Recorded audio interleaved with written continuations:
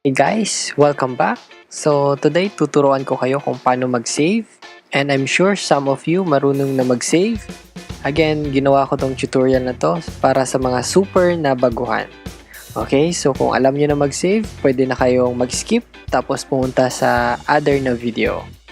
Okay, so ngayon mag-save muna, pero before tayo mag-save, gagawa muna tayo. Okay, for example, pinili ko to.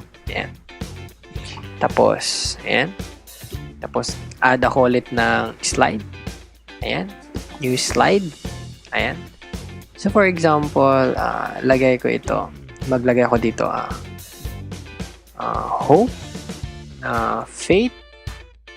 Hope. And love. Okay, so sa 1 Corinthians 13. Oops. Balik tayo dito. PowerPoint. 1 Corinthians 13. Teka, i-add din natin yung isa. Itong text. Yan. Yan.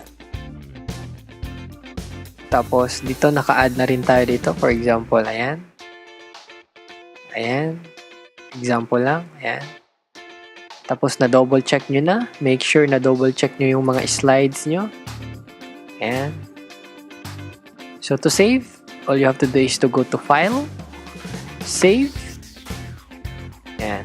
Tapos, kunwari, i-title natin to Faith, Hope, Love. Tapos, sa desktop, Save. Ayan. So, andito na siya sa desktop. Okay, so kunwari kung i-close na natin to, ayan, tapos punta tayo sa desktop, pwede natin to ma-open. Ayan. So, nakasave pa rin yung ginawa natin. Okay, ito namang save as, kunwari gusto natin siya, nakasave na siya, tapos gusto natin siya i-save pa sa ibang location, for example, sa document, pwede rin. Or gusto nyo din sa USB, pwede rin. So, i-click nyo lang yung pangalan ng USB nyo.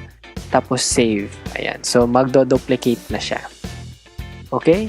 So, other else is pwede naman tong kunwari may na-revise kayo. Kunwari, na-delete nyo to. Kasi hindi nyo na yun kailangan. Tapos, i-click nyo lang tong save na icon. Itong, anong tawag dito? Floppy disk. Okay? Floppy disk ata to sa old na tawag nito kasi wala nang ganito ngayon out of stock na to. Okay, i-click nyo lang yan, so magsi-save na yun siya. May iba pa, kung gusto nyo naman ng shortcut sa Windows, pwede kayo mag-Control plus S, or kung sa Mac naman kayo, pwede Command plus S. Okay, so pwede nyo gamitin ang shortcut. Thank you for watching. See you sa next na video.